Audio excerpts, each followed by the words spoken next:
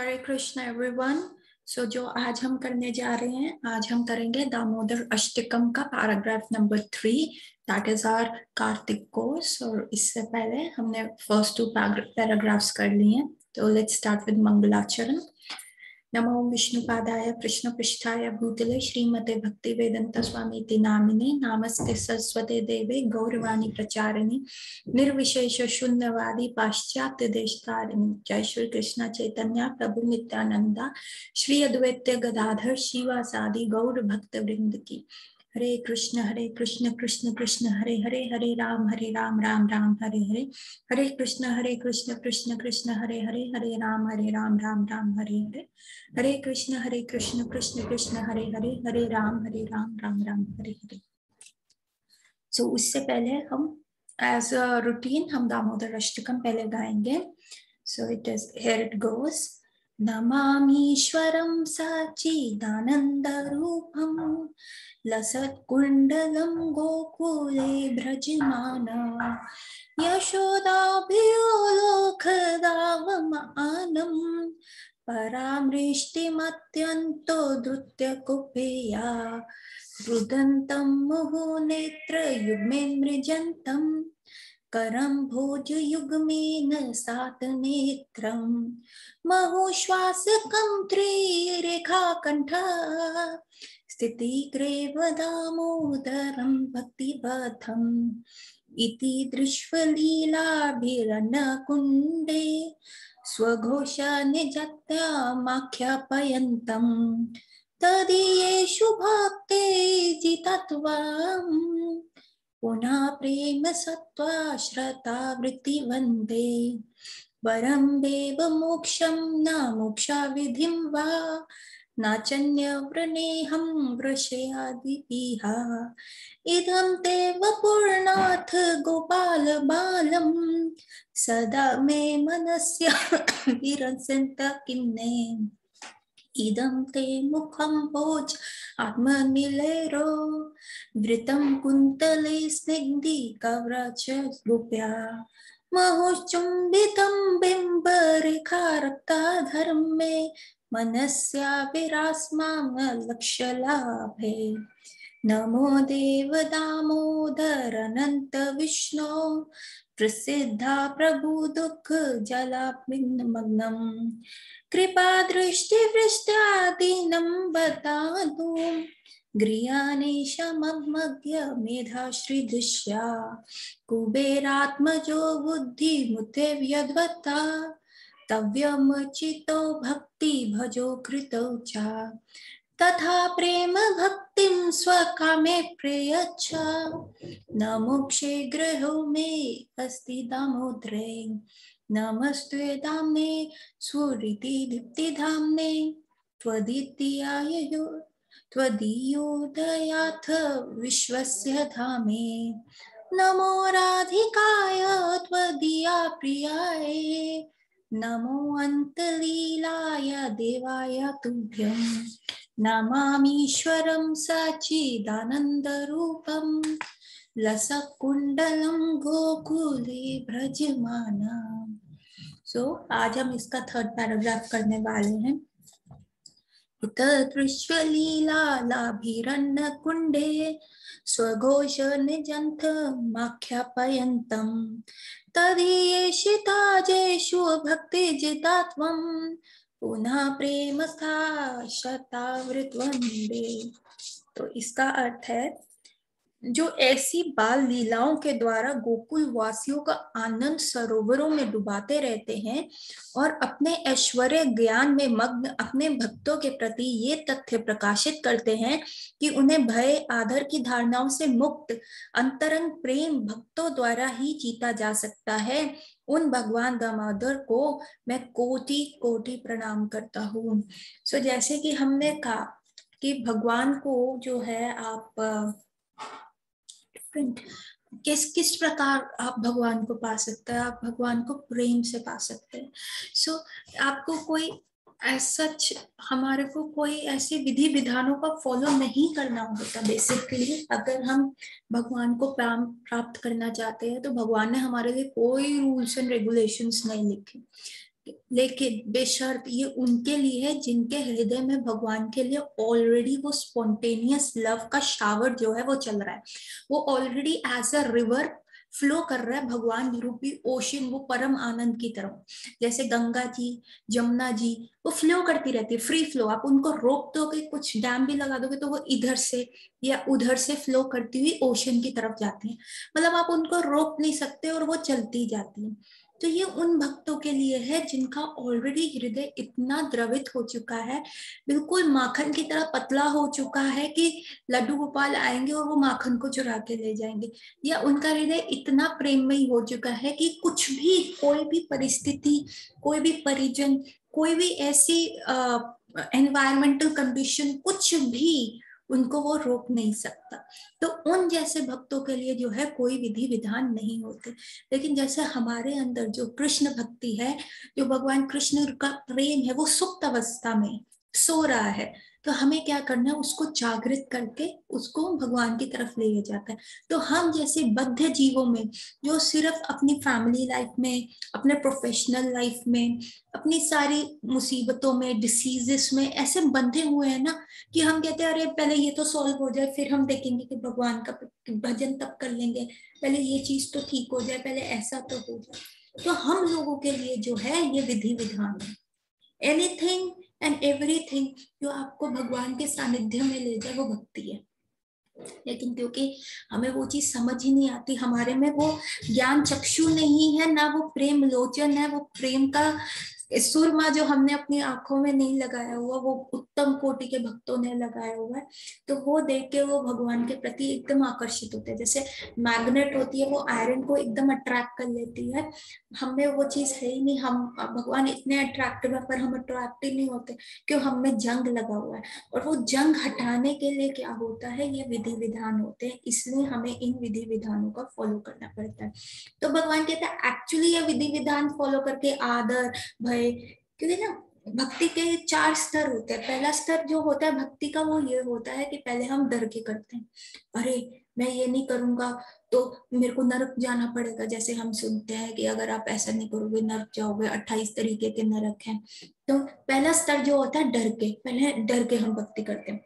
दूसरा स्तर होता है यदि हमारी कोई इच्छाएं हैं उनकी पूर्ति के लिए, यार हमारा तो सामर्थ्य नहीं है, पैसा नहीं है, लोन नहीं मिल रहा, घर खरीदना है, किराए पे रह रहे हैं, बच्चों का अच्छे स्कूल में एडमिशन कराना है, डोनेशन कैसे देंगे, बच्चे अच्छे पढ़ लिख जाएं, बच्चे का विवाह नहीं हो रहा, मतलब इतनी सारी हमारे अंदर इच्छाएं होती है, बच्चों का काम सेट नहीं हो रहा, ये फलाना है ढमकाना, हायर एजुकेशन के लिए उन्होंने बाहर जाना है।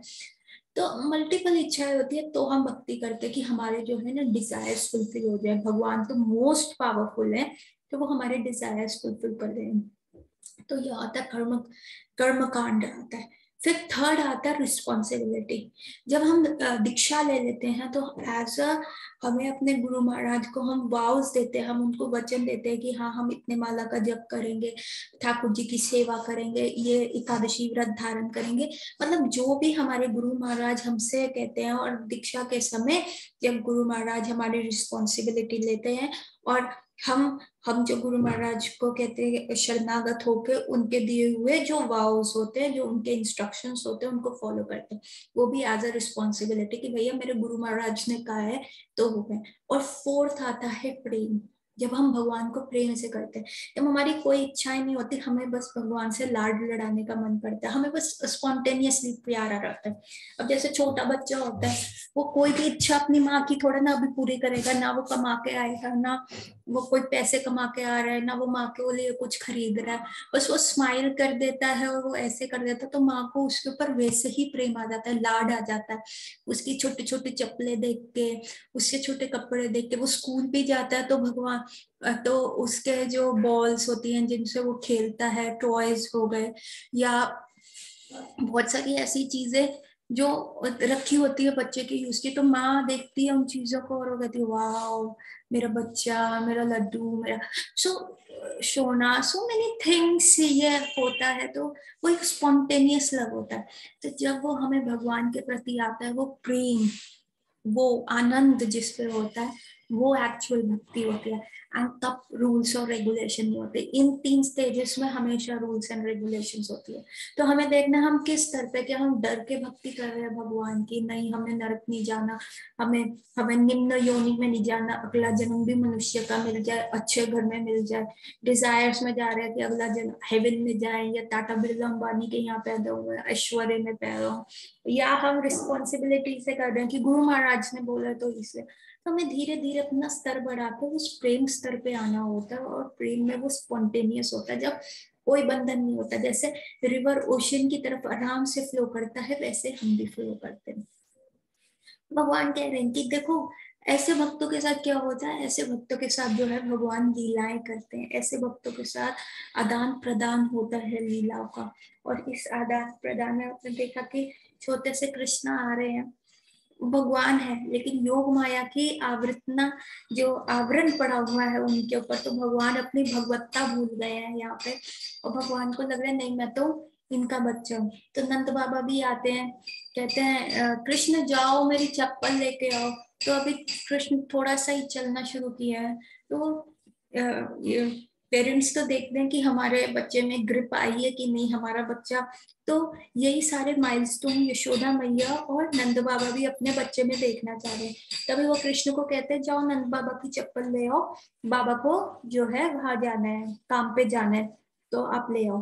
तो कृष्ण जो है मटकते मटकते छोटे से अभी बस चलना शुरू किया, मटकते मटकते लेके जा रहे हैं, और नंद बाबा की एक चप्पल उठाते हैं, फिर गिर जाती है उनके हाथ से, फिर दोबारा उठाते फिर गिर जाती है, फिर उठाते हैं एक चप्पल को एक हाथ में और दूसरी चप्पल को दूसरे हाथ में, और अपने सर पे रख के मटक मटक के आ रहे हैं। कभी इधर जाते हैं, मतलब वो चप्पलों का बोझ जो है छोटे से लल्ला से उठाया नहीं जा रहा। और ये देखो इतने चालाक हैं, जो अनंत कोटि ब्रह्मांड के नायक हैं, अनंत कोटि ब्रह्मांड उनका ही जो एक एक्सपेंशन है, अनंत शेष अनंत कोटि ब्रह्मांड को अपने फनों पे रखता है, और वो ऐसे रखते हैं जैसे राई के दाने होते हैं उनके सर पे पड़े हुए।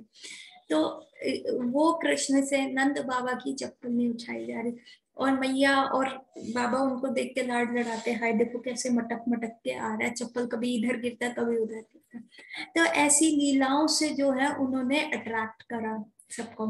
ऐसे ही और लीलाएं आती है कि जब कृष्ण ने मिट्टी खाई, मुंह में मिट्टी भर ली, और वहां पे गए तो उनके फ्रेंड्स ने देख लिया कि भैया ये कृष्ण क्या कर रहे हैं, इन्होंने तो यहाँ पे मिट्टी खा ली, ये कोई खाने वाली बात है। अब वो सारे जो बलराम और उनके फ्रेंड्स ना बरीसम हो गए। पहला क्यों? क्योंकि उन्हें लगा जब हम हर चीज बांट के खाते हैं तो ये कृष्ण अकेले क्यों मिट्टी खा रहा है, ठीक है।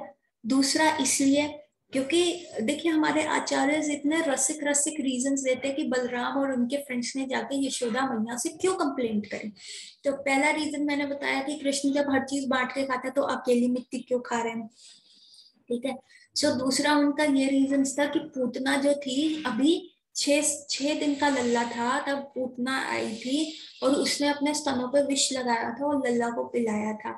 तो बलराम भी ना वात्सल्य रस में, बलराम हर रस में जो है भगवान के उसमें रहते, शांत रस में वो भगवान की चप्पल बनते हैं, उनका आसन बनते हैं, उनके कपड़े बनते हैं, उनके जितने भी बॉडी पे ज्वेलरी है वो बनते हैं शांत रस में, ठीक है। उसके ऊपर जो आता है मैत्री रस, जिसको हम कहते हैं साख्य रस, हाँ, नहीं दास्य रस, दास्य रस में भी वो भगवान के सेवक हैं, उनके सारा कार्य बलराम जी करते हैं। फिर आता है साख्य रस, साख्य रस में वो बलराम जी भगवान कृष्ण के साथ खेलते हैं। फिर ऊपर उसके आता है वात्सल्य रस। अब वात्सल्य रस में भगवान बलराम जो है as a elder brother Krishna के साथ लाड लड़ाते हैं, उनको सेफली चलते हैं, ठीक है। और फिर आता है माधुर्य रस। माधुर्य रस में भगवान बलराम जी का एक एक्सपेंशन है अनंत मंजरी का, जो श्रीमती राधा रानी की छोटी बहन है। तो वो अनंत मंजरी में माधुर्य रस में भी भगवान की सेवाएं में, राधा रानी की सेवा में अंतर्गत रहते हैं। तो इस प्रकार बलराम जी पांचों रस में जो है भगवान के लीलाओं में आस्वादन करते हैं। तो यहाँ कृष्ण ने जब मिट्टी खाई तो बलराम जी को फिर लगा वात्सल्य रस में आ गए कि अरे अरे अब पूतना, हालांकि पूतना को भगवान ने मार दिया।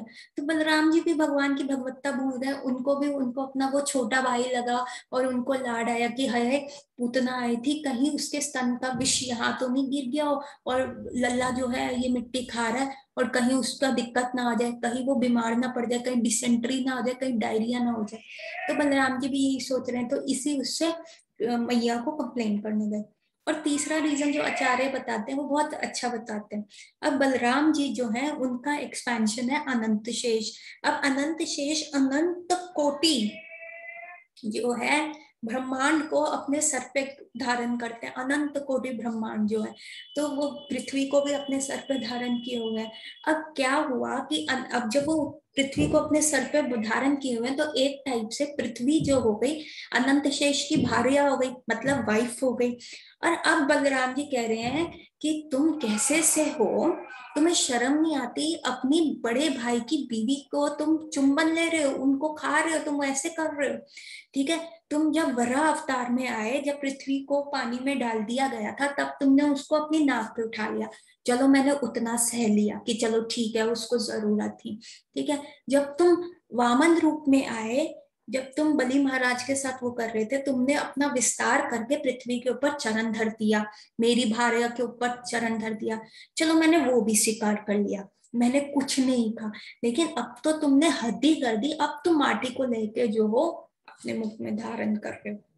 तो कृष्ण कह रहे हैं देखो, अब कृष्ण क्या रीजन दे रहे हैं, मतलब ये सब जो है ना श्रीमद् भागवतम में बस इंडिकेटिव है जो हमारे आचार्य ने खोला है। क्योंकि अगर ये सारी लीलाएं इतनी डिटेल्स में आने लग जाए ना तो श्रीमद् भागवतम आपकी खत्म ही ना हो। एक ही पैराग्राफ की इतनी व्याख्या हो जाएगी, इतना ज्यादा हो जाएगा कि कभी भी आप श्रीमद् भागवतम के अंत तक पहुंच ही नहीं सकते। तो ये जो है ना between, it's called reading between the lines. तो कृष्ण कह रहे देखो मैं ऐसे नहीं कर रहा कि जो तुम मेरे करेक्टर पे वो कर रहे हो। और देखो पृथ्वी जो है ये ब्रजरज है, और ये ब्रजरज इतनी पावन है कि ये सारे देखो मेरे सराउंडिंग में देखो, सारे देवी देवता है ना हाथ जोड़ के खड़े हैं कि हमें एक ब्रजरज दे दो, ब्रजरज दे दो। और ये 33 करोड़ देवी देवता है, अगर मैं एक एक मुट्ठी भी सबको ब्रजरज दूंगा तो ये तो सारी ब्रजरज खत्म हो जाएगी, तो मेरे लिए क्या बचेगी, मेरी लीलाओं के लिए क्या बचेगी। तो इसीलिए मैं ये मिट्टी जो है एक ही मुट्ठी, क्योंकि मेरे अंदर जो है 33 करोड़ देवी देवता अनंत कोटि ब्रह्मांड मेरे अंदर ही लाए कर रहे हैं, तो मैं एक मुट्ठी डाल रहा हूँ कि उसी एक मुट्ठी में सब संतुष्ट हो जाए। नहीं तो मैं इन 33 करोड़ को एक ब्रह्मांड दे दूंगा, फिर दूसरे ब्रह्मांड के आ जाएंगे कि दे दो, फिर तीसरे ब्रह्मांड, तो मेरी लीलाओं के लिए तो ब्रजरज बचेगी ही नहीं। तो ब्रजरज का इतना वो है। तो कृष्ण ऐसे काउंटर कर रहे हैं बलराम जी से कि नहीं नहीं मैं तो इसलिए कर रहा हूँ। और दूसरा क्या था कि पृथ्वी देवी ने ना भगवान को कहा था कि ओ आप आए हो, आपने पापियों का ये जो है आप वेट हटा रहे हो, तो आप चल रहे हो मेरे ऊपर, मुझे बहुत अच्छा लग रहा है। तो भगवान पृथ्वी जो देवी है, उन्होंने कहा था कि आपके चरण मेरे पे आए। तो भगवान जब क्रॉल करते हैं तो उनके दोनों पैर, घुटने और हाथ, तो पृथ्वी और बड़ी वो हो गई कि देखो भगवान की सारे लिम्स मुझे टच कर रहे हैं। और अल्टीमेटली पृथ्वी देवी इतनी प्रसन्न हो गई, तो अब उनके पास ऑफरिंग के लिए क्या है, उनके पास ये ब्रजराज ही है ऑफर करने के लिए। तो पृथ्वी देवी ने वो चीज ऑफर करी, वो इतनी निहाल हो गई भगवान के इस लीला आस्वादन से, लीला का जो इंटरचेंज चल रहा था, तो पृथ्वी देवी इतनी वो हो गई, तो उन्होंने ब्रजरज जो है भगवान को ऑफर करी। और भगवान जो होता है किसी भी प्रेम से दी हुई चीज को वो हमेशा एक्सेप्ट करते हैं। तो यहाँ पे बलराम जी अपने आर्गुमेंट्स दे रहे हैं और यहाँ पे भगवान कृष्ण आर्गुमेंट्स दे रहे हैं। तो बलराम जी कह रहे हैं नथिंग डूइंग, तुम्हारी हद हो गई है, तुमने एक तो बांट के नहीं कुछ खाया, और सेकेंडली उसके बाद तुमने ये सारी चीजें कर रहे हो, क्या कहते हैं, तुमने मेरी भार्या के साथ ऐसा रिलेशन रखा, और थर्डली तुम बीमार हो गए तो इसकी जिम्मेदारी कौन लेगा। तो उसके बाद जो बलराम जी और उनके फ्रेंड्स जाके यशोदा मैया को कंप्लेंट कर देते हैं। और जब यशोदा मैया आती हैं और कृष्ण को कहती हैं, अब कृष्ण ने मुंह में मिट्टी डाली हुई है और पूरा मुंह उनका भरा हुआ है, और इतने में मैया सामने आ जाती हैं। अब मैया कहती है कृष्णा कान्हा तुमने मिट्टी खाई। अब कृष्ण कैसे बोले, उनके मुंह में तो मिट्टी है। तो ये सारी चीजें ना आंखों से कर रहे हैं भगवान, जो पूरा श्लोक है ना वो पूरा आंखों से है। और मैया उसका जवाब दे रहे, मैंने तो नहीं खाई, मतलब वो मुंह से ही मना कर रहे हैं। तुम, किसने कहा तुम्हें, तुम्हारी फ्रेंड्स ने। वो कहते हैं, भगवान आंखों से इशारा करके कहते हैं तुम्हारी फ्रेंड्स ने कंप्लेंट की है कि मैंने मिट्टी खाई है, अभी उनके मुंह में मिट्टी है। वो आंखों से इसलिए इशारा कर रहे हैं ताकि वो सारी मिट्टी अंदर निगल ले। ऐसे ऐसे करके वो सारे अपने दांत, जीभ और गाल धीरे धीरे साफ कर ले, तो उनको वो एक विंडो पीरियड मिल जाए। तो भगवान कहते हैं, तो मैया कहती है नहीं नहीं मेरी सखियों ने नहीं बोला। तो भगवान कहते हैं तुम्हारी सखियों ने बोला होगा ना, वो तो देखो तुम्हारी कितनी झूठी कंप्लेंट्स लेके आती है। अभी कुछ दिन पहले ही जो क्या कहते हैं, कुछ दिन पहले ही तो तुम्हारी सखी आई थी, कह रही थी लोग कने, मैंने कृष्णा को रंगे हाथ पकड़ लिया, रंगे हाथ पकड़ लिया। और जब वो आपके सामने आई तो वो अपने बेटे को लेके आई थी। तो हुआ क्या था कि सखी ने क्या किया था, जिनके घर भगवान माखन चुरा लेते तो उन सखी ने ट्रैप ले कर दिया था कि अगर भगवान आएंगे ना तो उनको पकड़ लेंगे। और रंगे हाथ पकड़ लिया भगवान को। भगवान ने कहा मुझे छोड़ दो नहीं तो बुरा हो जाएगा तुम्हारा। उन्होंने कहा नहीं, मैं तो नहीं छोड़ती तुम्हें, मैं तो नहीं छोड़ती तुम्हें। कहते हैं अब तो मैं तुम्हें यशोदा के पास लेके जाऊंगी और तुम्हारी, वो हमेशा कहती है ना मुझे साक्ष्य लाके दो, मुझे रंगे हाथ पकड़ के लाके दो। तो इतने में वो भगवान को पकड़ के लेके जा रही होती है। वो कहते हैं प्लीज छोड़ दो, प्लीज छोड़ दो, मैं पक्का आगे नहीं करूंगा। कहते हैं नथिंग डू, अब मैं तुम्हारा कुछ नहीं सुनूंगा, तुम चलो। और वो भगवान को लेके जा रही होती है। तो क्या होता है कि इतने में भगवान का हाथ, अपना इतना हाथ वो पतला कर लेते हैं कि वो उस गोपी के ग्रिप से बाहर आ जाता है। भगवान तो है, वो कुछ भी कर सकते हैं। और वो क्या करते हैं, उस गोपी के बच्चे का हाथ उसके हाथ में पकड़ा देते हैं। अब गोपी को फर्क नहीं पता चलता, वो तो वो बच्चा को ड्रैग की हुए लेके जाती है यशोदा मैया के। और इतने में भगवान क्या करते हैं, पीछे वाले गेट से आनंद भवन में आ जाते हैं और बेड पे चले जाते हैं। और इतने में वो बच्चे को लेके आती है गोपी और कहती है देखो यशोदा, तुम कहती थी ना कि तुम्हारा लल्ला नहीं पता, ये देखो इसने क्या किया, ये देखो इसके मुंह पे मक्खन लगा हुआ। और भगवान उस बच्चे के मुंह पे भी मक्खन रख देते। तो यशोदा कहती है अरे ये तो तुम्हारा ही तो लल्ला है, मेरा लल्ला कहाँ है। कहती ये रहा। कहती कि देखो तो सही। तो वो देखती वो तो उसी का बच्चा होता है। यशोदा कहती तुम हमेशा झूठ बोलती रहती हो। तो कहती नहीं अभी तो कृष्ण था। और इतने में कृष्ण अंदर वाले रूम से आंख मचलते हुए आते हैं। कहते क्या हुआ मैया, क्या शोर हो रहा है। कहती देखो मेरा लल्ला तो अंदर से आ रहा है। तो ये वो गोपी सर पकड़ के बैठ जाती है कि ये हुआ तो हुआ कैसे। तो यशोदा मैया कहती तुम ऐसे ही झूठा नाम लगाती रहती हो मेरे लल्ला को, तुम चाहती हो मैं अपना लल्ला को बस डांटती रहूं। और यशोदा मैया मुंह चिढ़ा के अंदर चली जाती हैं। और कृष्ण वहां पे हाथ यूं करके हंसते हैं, कहते हैं देखा मैंने कहा था ना मुझे छोड़ दो नहीं तो बुरा होगा तुम्हारा। तो गोपी कहती तुमने ये किया कैसे। कहता किया कैसे, ये छोड़ो, अगली बार तुमने अगर मेरे साथ ऐसा किया तो इस बार तो तुम्हारा पुत्र था, अगली बार तुम्हारा पति होगा जिसको तुम घसीटती हुई आ रही होगी। तो वो गोपी को चक्कर आता है और वो वहां पे गिर जाती है कि भैया ये हो क्या है। तो तो वो कृष्ण कहते वही तुम्हारी तुम्हारी फ्रेंड्स कर रही होंगी, तुम कितनी बार मैं उनका झूठ पकड़ूं कि मैंने ऐसा नहीं किया। तो यशोदा कहती है इस बार मेरी फ्रेंड्स नहीं थी, तुम्हारी पार्टी थी, तुम्हारे सखा थे, बलराम था, तुम्हारे सखा थे। तो कृष्ण कहते हैं अरे ये तो सखा है ना मेरे, ये तो झूठ बोलते हैं, ये तो बच्चे हैं। तो यशोदा माँ ना शास्त्र दिखाती है, कहते 5 साल से छोटा बच्चा जो देखता है वही बोलता है, उसको सच और झूठ का पता नहीं होता। तो 5 साल के जो छोटे बच्चे होते हैं वो जो है उनका सच झूठ, वो झूठ नहीं बोलते, वो सत्य ही बोलते हैं। तो ये वैदिक प्रमाण है कि 5 साल से छोटा बच्चा हमेशा सच बोलेगा, उसमें वो मैनिपुलेशन नहीं होता। तो मैया कहती है, तो कृष्ण कहते हैं नहीं नहीं ये सब झूठ बोलते हैं, ये भी मिट्टी खाते हैं, ये मिट्टी खुद खाते हैं और ये मेरे पे नाम लगाते हैं। तो कहते हैं अच्छा तुम इन बच्चों को नहीं करते, पर तुम्हारे भाई, खुद के भाई बलराम बोल रहे हैं ऐसे। तो बलराम कह रहे हैं, वो कहते हैं हाँ।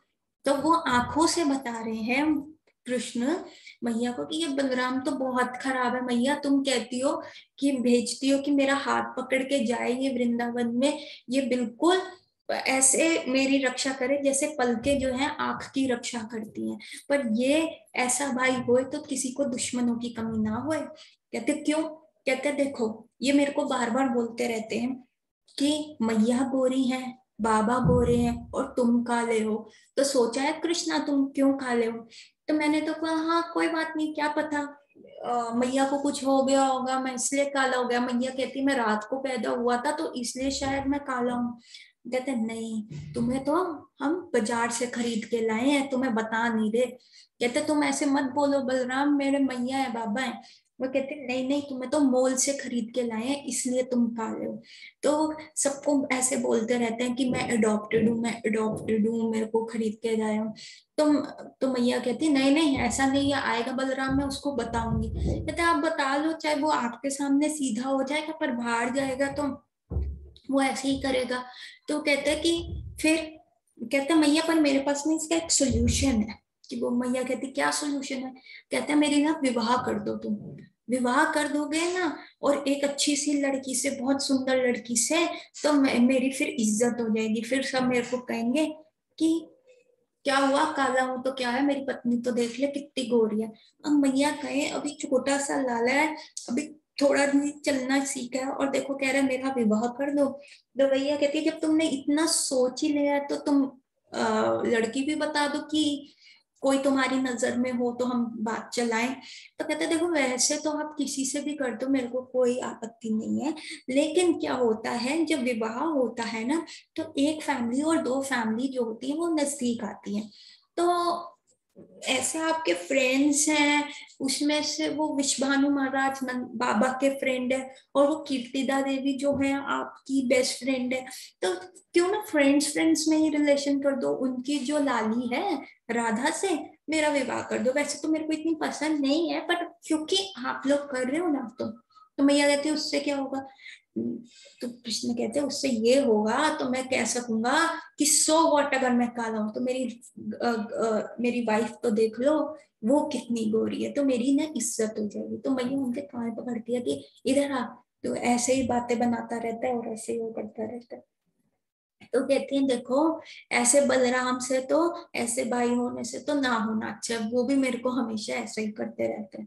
तो मैया कहते हैं अगर आपको मेरे पे विश्वास नहीं हो रहा तब तक, अब इतना कन्वर्सेशन हो रहा है आंखों से, तो इतने में ना भगवान जो है मुंह के अंदर की सारी मिट्टी जो है वो साफ कर रहे होते हैं।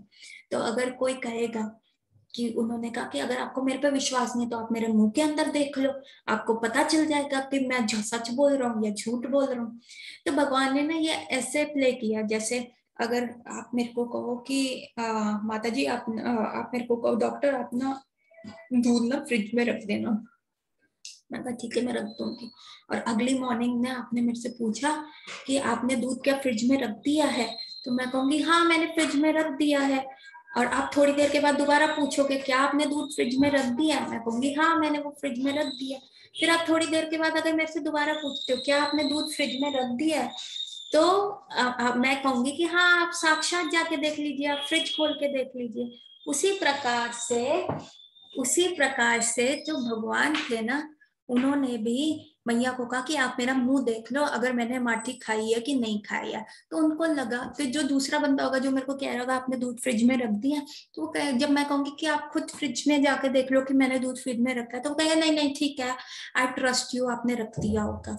तो उसी प्रकार भगवान ने भी कहा ठीक है अगर आपको मेरे पे यकीन नहीं है तो आप मेरा मुख के अंदर देख लो कि मैंने माठी खाई है कि नहीं, आप मेरा मुंह देख लो। तो उनको लगा मैया कहेगी नहीं नहीं ठीक है आई ट्रस्ट यू, पर उनका जो प्लान था वो बैकफायर हो गया, और वो बैकफायर होने की वजह से मैया ने जब उनका मुंह देख लिया, तो हमने ये देखा कि कैसे भगवान का जो प्लान है वो बैकफायर हो जाता है। और उस बैकफायर होने के कारण क्या होता है, भगवान जो है वो मुंह खोलना पड़ता है। मैया कहती हाँ हाँ दिखाओ मुझे दिखाओ, कहा ना तुम दिखाओ तुम बहुत बड़े झूठे हो। तो वहां फिर भगवान जैसे मुंह खोलते हैं तो उनके मुख में अनंत कोटि ब्रह्मांड जो होते हैं वो सारे मैया को दिखते हैं। मैया को बड़ा डर लग जाता है कि ये मैं क्या देख रही हूँ, अग्नि देख रही हूँ, डिस्ट्रक्शन देख रही हूँ, और अनंत कोटि ब्रह्मांड पूरे हो रहे हैं, नाभि में से, विष्णु जी की नाभि में से कमल आ रहे हैं जिससे ब्रह्मा जी का उत्पन्न हो रहा है। और वो सब देखती हैं और उसमें देखती हैं कि वो वहां पे वो अपने स्वयं को भी देखती हैं और वहां वो छोटे लल्ला को भी देखती हैं। वो देख रही हैं कि कैसे वो लल्ला बैठा हुआ है और वो उनके मुख में देख रही है। तो यशोदा मैया का जो वो ऐश्वर्य होता है कि वो भगवान की भगवत्ता दिखने लग जाती है। तो भगवान कहते हैं अगर इनको ये सब याद आ गया तो फिर ये मेरा पालन कौन करेगा, मेरे कान कौन पकड़ेगा, मुझे गाली कौन देगा, मेरे पीछे लाठी लेके कौन भागेगा, मुझे अच्छे मॉरल्स और करेक्टर्स कौन देगा। तो ये मैया का भागवत आना अच्छी बात नहीं है। तो भगवान फिर से वो आवरण डाल देते हैं और मैया कहती है अरे अरे मेरे लल्ला में तो भूत आ गया है। तो वो उनकी कितनी ज्यादा पूजा करती है, जाके गऊ की पूंछ से उनको जो है झाड़ती हैं, झाड़ा करती हैं और गऊ के मूत्र से और उनको नहलाया जाता है। उनके ऊपर जितने ज्यादा मंत्र बोले जाते हैं कि जिससे उनके अंदर अगर कोई ऐसी बुरी आत्मा का प्रवेश हो गया कि उनके मुख में ऐसी चीजें दिख रही हैं वो हट जाए। तो उनका एक्चुअली में मैया जो डांटने आई हुई होती है, उनके कान खींचने आई होती है, वो डर जाती है कि हाय लल्ला के अंदर कुछ ऐसी चीज तो नहीं है जिस वजह से ये ऐसा हो गया। और मैया वहां पे ट्विस्ट एंड टर्न होके उनकी और आप भगत हो जाती है। तो कन्हैया इतने नटखट है, उनकी लीलाएं इतनी अनंत है। तो मैया जो होती है ना, वो एक और ऐसी लीला मुझे याद आ रही है कि कृष्ण जब सो रहे होते हैं ना तो मैया जो होती है उनको स्टोरी सुनाती है। तो मैया उनको ना शास्त्रों की स्टोरी सुनाई होती है कि कैसे एक बार क्या होता है, प्रहलाद महाराज होते हैं, उनका जो बेटा होता हिरण्यकशिपु, वो जो है उनको बड़ा परेशान कर रहा होता है। तो एक दिन हिरण्यकशिपु उनको कहता है कि बताओ तुम्हारे भगवान कहाँ है, तुम्हारे भगवान कहाँ है, नहीं तो मैं तुम्हें मार दूंगा। क्या इस पिलर में, इस खंबे में तुम्हारे भगवान है? तो प्रहलाद कहता है हाँ। तो कृष्ण एकदम उग्र हो जाता है, उनको गुस्सा आ रहा होता है कि जब वो अपने प्रहलाद महाराज अपने शुद्ध भक्त की कहानी शुरू हो रहे होते हैं। तो कहता है, मैया बता रही होती है कि हिरण्यकशिपु ने क्या किया, अपना गदा लेके उस खंबे को मारा और जैसे उस खंबे को मारा ठाक करके उसमें से, तभी भगवान एकदम से, जो छोटे से कृष्ण लल्ला है जो कहानी सुन रहे हो, एकदम से पेट पे उछल के कहते हैं, एकदम गुस्से में दहाड़ते हुए कहते हैं, हाँ लाओ मेरा सुदर्शन लाओ, मैं इस हिरण्यकशिपु को नहीं छोड़ूंगा, मैं ये नहीं करूंगा। तो मैया कहती है अरे अरे अरे अरे काना तुम्हें क्या हो गया, तुम क्यों नरसिंह देव बन गए, मैं तो तुम्हें नरसिंह देव की कहानी बताऊंगा। तो वो कहते, काना कहते अरे मैया तुम मेरी कहानी तो सुना रही हो, तुम मेरे भक्त के बारे में सुना रही हो। तो मेरे को बड़ा वो मैं एकदम गुस्से में आ गया, मैंने ही तो प्रहलाद को बचाया था। तो भैया कहते पता नहीं इसको ये चीजें कौन सुना रहा है, सब इसको पता है। तो मैया अरे अच्छा अच्छा अब तुम सो जाओ। अगली रात को फिर वो कहता है मैया मेरे को कहानी सुनाओ। तो मैया सुना रही होती है राम जी की कहानी की, कैसे राम जी दशरथ जी के यहाँ पैदा हुए, फिर वाल्मीकि विश्वामित्र उनको ले गए और उनको अच्छा करा, फिर सीता मैया से उनका विवाह हुआ। तो मैया ऐसे सारा सुना रही होती है। तो वो वहां पे पहुंचती है जहाँ पे रावण जो होता है सीता मैया का हरण कर रहा है। तो मैया वो वाला विवरण दे रही होती है। तो तभी भगवान कृष्ण जो होते हैं उछल के आते हैं, लक्ष्मण मेरा जाके तुम धनुष बाण लेके आओ। और उतने में बलराम जी जी होते हैं, वो भी वहां से कहते हैं हाँ जी भैया लेके आता हूँ। तो मैया कहती क्या हो क्या रहे तुम्हें, हो क्या जाता है, मैं तुम्हें कोई भी कहानी सुनाती तुम, कहते मैया तुम मेरी कहानी क्यों सुना रहे हो, मेरे बारे में ही क्यों बता रहे हो, ये मेरे पुराने अवतार है। तो कहते अच्छा तुम कौन थे, कहते मैं राम था। अच्छा, तो वो बलराम जी से पूछते ये कौन है, वो कहते अरे ये लक्ष्मण था। तो मैया ना थप्पड़ दिखाते हुए कहते सारे अवतारों को मेरे घर ही पैदा होना था और कोई घर नहीं मिला ब्रज में जो तुम मेरे ही घर पैदा हो गई, चुप करके सो जाओ, मैं तुम्हें कोई कहानी नहीं सुनाऊंगी। मैया कहती इनको ये सारी कहानी कैसे पता है क्या है। तो ऐसे ही एक और लीला आती है। एक बार मैया जो होती है भगवान को अच्छे से तैयार करके, अब कोई भी माँ होती है अपने बच्चों को बहुत अच्छे से तेल मालिश पाल वगैरह सब अच्छे से तैयार करके, अच्छे फ्रेश कपड़े पहना के, उनको नहला धुला के, सुगंधित ऑयल्स वगैरह लगा के, काला टीका लगा के तैयार कर देते हैं। तो कृष्ण क्या होता है, जैसे हर कोई छोटा बच्चा होता है, जैसे ही माँ तैयार करके उसको बाहर भेजती है वो 5 सेकंड्स में गंदे होके आ जाते हैं। तो कृष्ण भी जो थे ऐसे ही थोड़े दिन में मैया तैयार करके भेजती और 5 सेकंड में 10 सेकंड में देखती तो कृष्ण मिट्टी में लेट रहे हैं, गोबर में जा रहे हैं, गैया के पीछे जा रहे हैं और वो गंदे हो गए। मैया कहती ये क्या है कृष्ण, तुम क्या थे पिछले जन्म में, शुभ थे क्या, क्या तुम पिग थे? तो कृष्ण कहते हैं अरे यार मैया को कैसे पता? तो भगवान अपना वरा अवतार याद कर रहे हैं कि कैसे वो शुक बन के जो रसातल में गए थे और वहां से उन्होंने पृथ्वी को हटाया था। तो ऐसी अनंत अनंत कोटि लीला है। एक लीला ऐसी हुई थी कि मैया ने कहा, कृष्ण हो गया कि भैया मुझे दांत, मुझे ना चांद चाहिए, मुझे चांद चाहिए, अटक गई जिद पे, मैया मुझे चांद ला के दो, नहीं तो मैं खाना नहीं खाऊंगा, मुझे चांद चाहिए, मुझे चांद चाहिए, मुझे चांद चाहिए। तो मैया कहेगी, सारी गोपियां हैरान हो, कह रही अब इसको कैसे लाते हैं, ये तो बाल हट पे आ गया। तो मैया ने कहा तू खाना खा ले, मैं तेरे को रात को चांद दूंगी, अभी कहाँ है सूरज में चांद थोड़ा ना आता है, रात को मैं तेरे को चांद ला के दूंगी। कहता नहीं नहीं मैया पहले चांद ला के दो। कहता अपनी मैया पे भरोसा करो, मैं तुम्हें ला के दूंगी। तो जब रात होती है तो कृष्ण फिर कहते मैया मुझे चांद दो, मुझे चांद दो। तो मैया क्या करती है, उनको ना चंद्र सरोवर में ले जाती है। वहां पे एक सरोवर है और मैया वहां पे लेके जाती है, गोवर्धन परिक्रमा में आता है। तो उस सरोवर का नाम बाद में चंद्र सरोवर पड़ गया। मैया कहती देखो इस सरोवर में तुम्हें चांद दिख रहा है? तो मैया कहते, कृष्ण कहते हैं हाँ हाँ मैया मुझे दिख रहा है। तो पर जैसे ही कृष्ण उसको हाथ लगाते वो पानी में ही हो जाते। कहते देखो ये जो चांद है ना हमने पकड़ के यहाँ पे कैद कर लिया अंदर, अगर हम इसको खोलेंगे ना तो फिर ये वापस वहां चला जाएगा, तो तुम यहीं पे देख लो ये तुम्हारा चांद है, ये इसी के अंदर रहेगा आज से। तो उस सरोवर का नाम हो गया चंद्र सरोवर। और भगवान इतने प्रसन्न हुए इस चांद चंद्रमा को देख के कि वो इतने हैप्पी हो गए कि उन्होंने कहा कि हाँ मैया अब मैं सब खाऊंगा, मेरे पास तो अपना पर्सनल चांद है।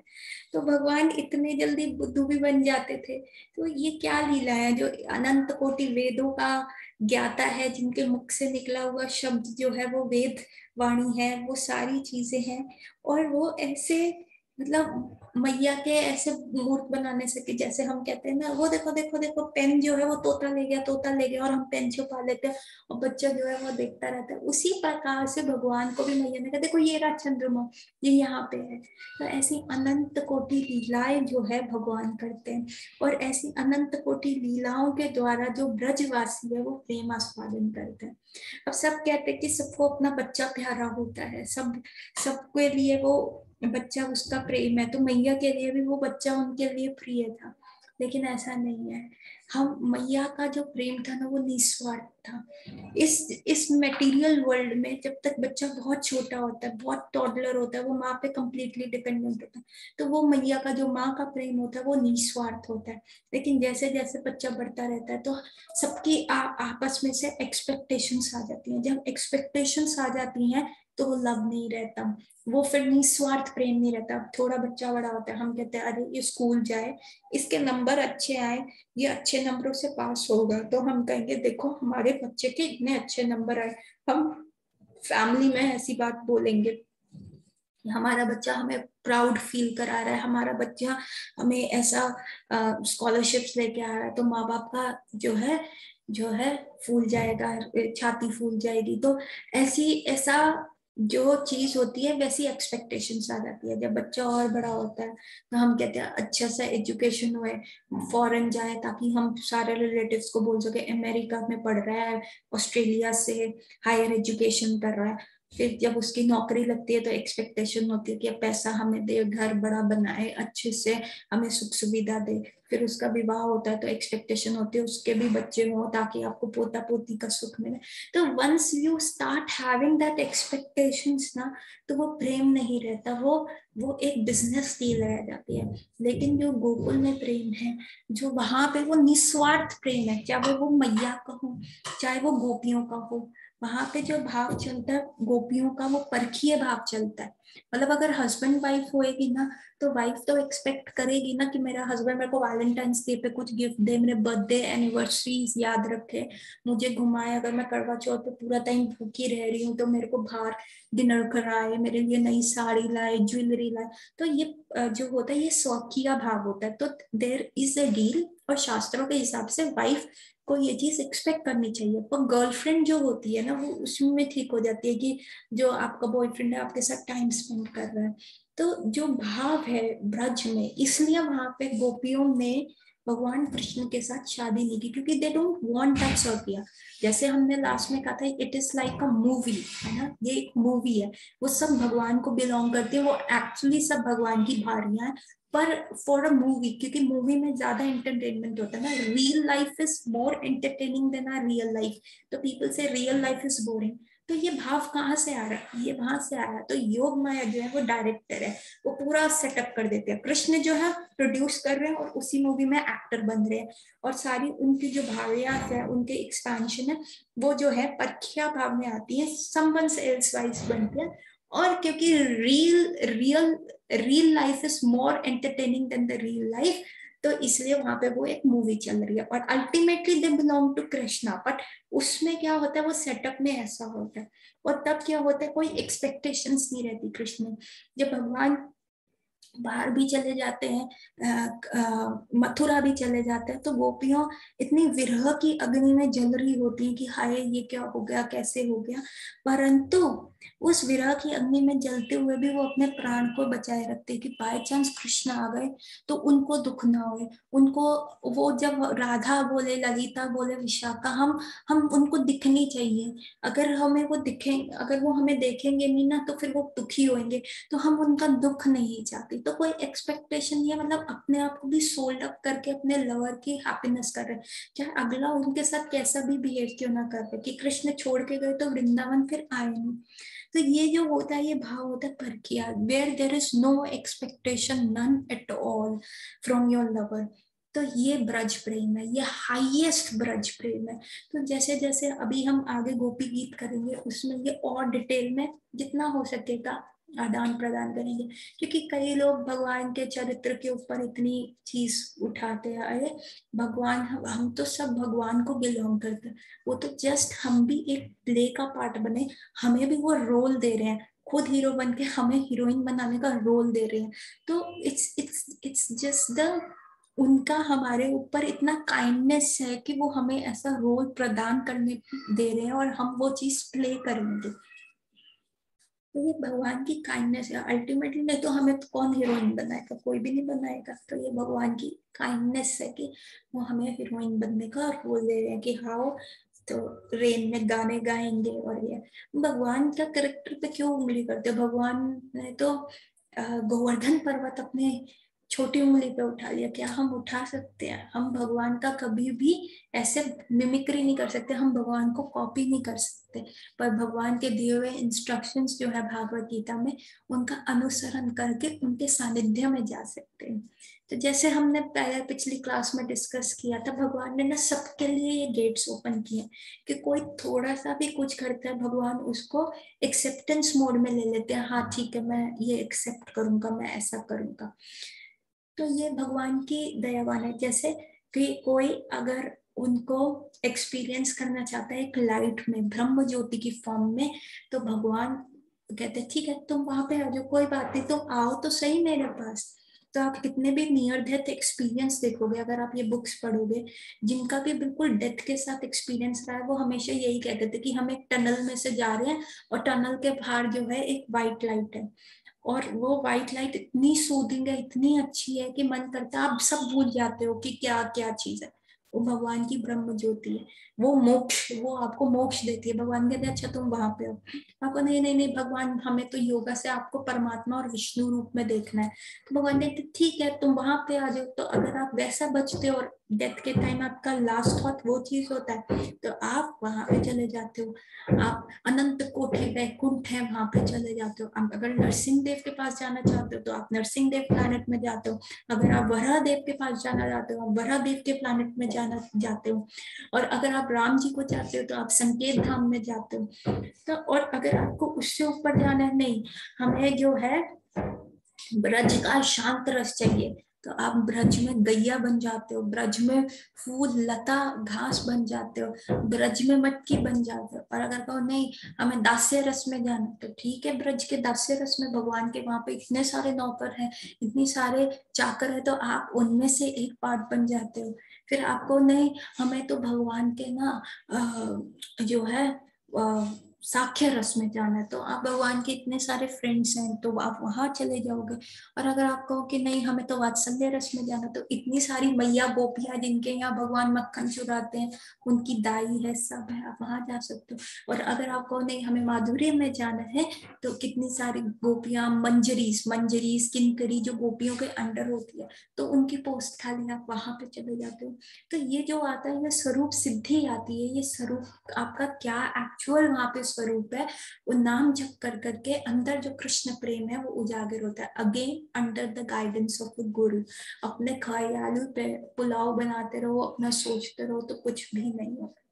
सो आप भगवान ने ना सबके लिए एक ओपन विंडो छोड़ी है, तो इसीलिए हमें क्या करना है, हमें भगवान को किसी विधि विधान से नहीं किया जाता, लेकिन स्टार्टिंग हमें विधि विधान से ही करनी पड़ेगी, क्योंकि हमारे में वो शुद्धता नहीं है। जंग साफ होएगा ना जब कपड़ा रगड़ा जाएगा, तो किसी गुरु के अंडर रह के हमें ये चीज करनी चाहिए। तो with this thought, with so many sweets लीलाएं जो भगवान ने इस श्लोक में करी, इस श्लोक में हमें पता चली, तो विद दैट माधुर्य लीलास and all, I will end my class here.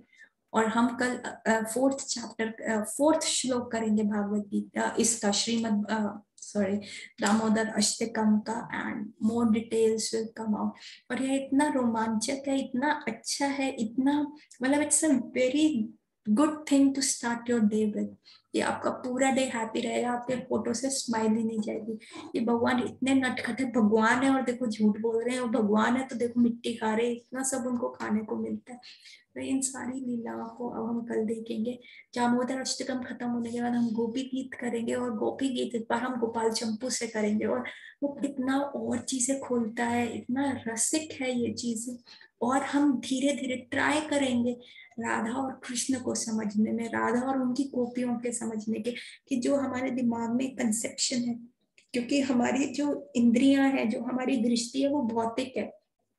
हम अपने अराउंड में ही देखते हैं extra marital affairs and all that, पर वहां वो कुछ भी नहीं है। वहां अल्टीमेट शुद्धता है, वहां विशुद्ध सत्व है, वहां गुडनेस से भी प्योरेस्ट गुडनेस है, सत्व से भी प्योर सत्व है। तो हम वहां तक समझने का प्रयास करेंगे। हमारी बुद्धि उतनी नहीं है, लेकिन हम प्रयास कर सकते हैं।